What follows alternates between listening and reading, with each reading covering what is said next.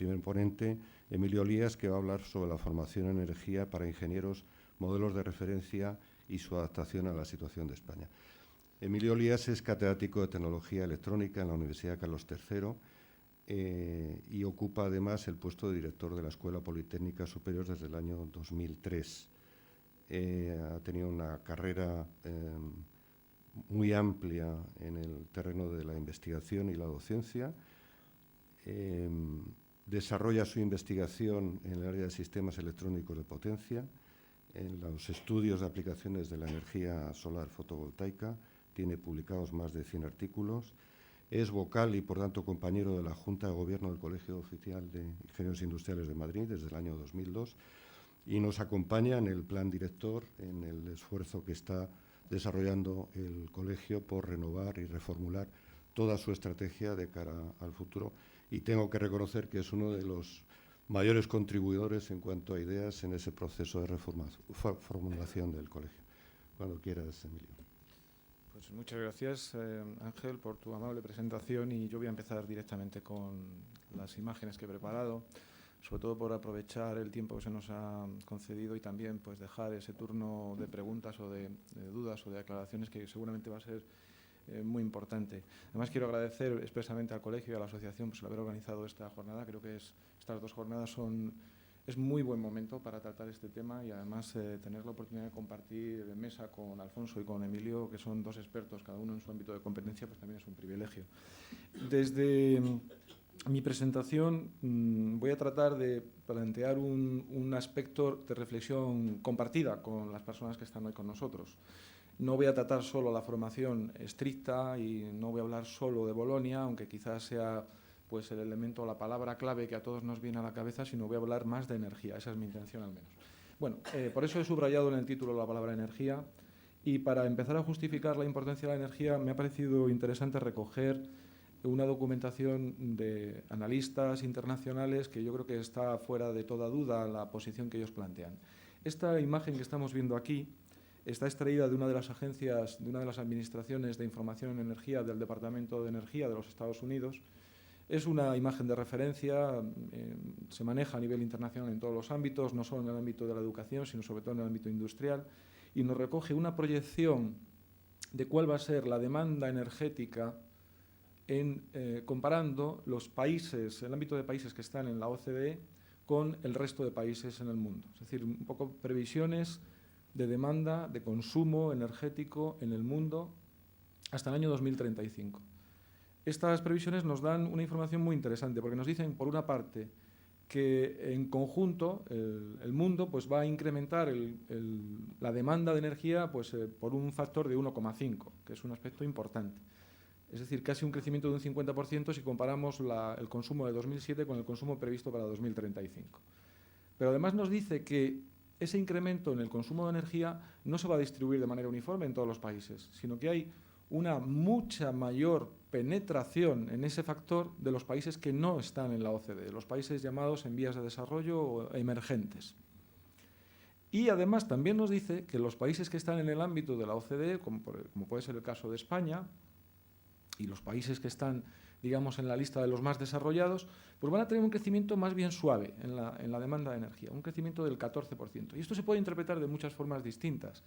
Se puede interpretar en un sentido más negativo, diciendo, bueno, entonces, ¿qué pasa? ¿Que se va a producir una recesión en los países de la OCDE frente al impulso tan grande que van a tener los países en vías de desarrollo? Pues puede ser una lectura. Yo más bien quiero pensar en positivo, que los países que estamos en la OCDE plantean este crecimiento sostenido porque están considerando aspectos que van a estar en la presentación y seguro que en la mesa a lo largo de la mañana, como puede ser, por ejemplo, la eficiencia energética. Tratar de conseguir con las mismas o con un crecimiento en la producción de energía bastante sostenido, el aprovechar la eficiencia energética en todos los ámbitos. Y en todos los ámbitos, quiero decir, en ámbitos muy amplios, en ámbitos relacionados con el consumo de electricidad, con el transporte, con el consumo de energía a nivel doméstico, a nivel residencial, a nivel comercial o a nivel industrial. Es decir, en un sentido muy amplio. Pero también la lectura que yo querría sacar de esta primera imagen es que no está en cuestión el aspecto energético. El aspecto energético es importantísimo, es muy relevante para toda la sociedad a nivel mundial. En la presentación, que supongo que luego se distribuirá, tendrán luego la posibilidad de pinchar los enlaces que aparecen en cada una de las imágenes y acceder directamente a la página web correspondiente. Yo utilizo este ordenador porque ya he probado antes de hacer la presentación, por si acaso alguien quiere que entremos, y podremos entrar. Parece ser que la tecnología no nos va a fallar, ya lo hemos probado. En general, los que somos de la Carlos III estamos acostumbrados a asumir riesgos y, bueno, este es uno más. O sea que ahí están los enlaces a página web por si los queremos utilizar. Una referencia a Europa. Y una referencia a Europa reconociendo la presidencia española, el periodo de presidencia española de la Unión Europea en los últimos 6 meses antes del verano, que supusieron pues, algunos mensajes que yo creo que son conocidos, pero no está de más recordar, como puede ser pues, la adhesión al compromiso de Copenhague. La siguiente conferencia sobre cambio climático se desarrollará en Cancún y está, digamos, muy en el ambiente, pues cuál va a ser la posición de Estados Unidos, pero la de Europa está clara y la de España también está clara. La de España se ha adherido al compromiso 20-20-20. En algunos casos podríamos decir que ya a fecha de hoy, no hay que esperar a 2020, cumple algunos de los requisitos de ese compromiso. España ahora mismo pues, puede estar ofreciendo ya más de un 20% de la energía que se demanda, por lo menos en el sector eléctrico, en el ámbito eléctrico de origen renovable. Y, pues, como podemos recordar aquí, pues tenemos que hablar de una reducción del 20% en las emisiones de gases de efecto invernadero que se materializan en CO2 respecto al modelo de referencia que se establece en el año 1990 y una disminución del consumo global de energía en torno a un 20%, que esto está relacionado con la eficiencia energética. Más fácil de asumir es donde podemos encontrar más medidas y hechas a lo largo de más años, por tanto, ya tiene una forma de caracterizarse mejor. El del transporte también es muy importante, pero es difícil medir la energía que se dedica al transporte. Lo mismo ocurre en los sectores industriales. El sector residencial, que cada vez es un mayor consumidor de energía. Hemos pasado de viviendas hace no muchos años, que todos recordamos, que no tenían, por ejemplo, aire acondicionado en nuestros ámbitos. Hace 20, 25 años no había viviendas en Madrid con aire acondicionado y no pasaba nada. Y ahora todas tienen aire acondicionado y otras muchas prestaciones, el ordenador. Hay unos consumos energéticos nuevos con los que no contábamos y esos consumos energéticos inciden de manera muy importante en el mix total y en el balance total. Lo mismo ocurre en el sector comercial y, por supuesto, en la industria. De manera que yo diría que para ver el problema energético, incluso desde el ámbito de la formación, hay que contemplar todos estos sectores. Luego tenemos que ver qué fuentes podemos manejar, qué fuentes de energía tenemos disponibles. Yo pongo primero las renovables porque creo que son el futuro, incluso diría que son casi ya el presente.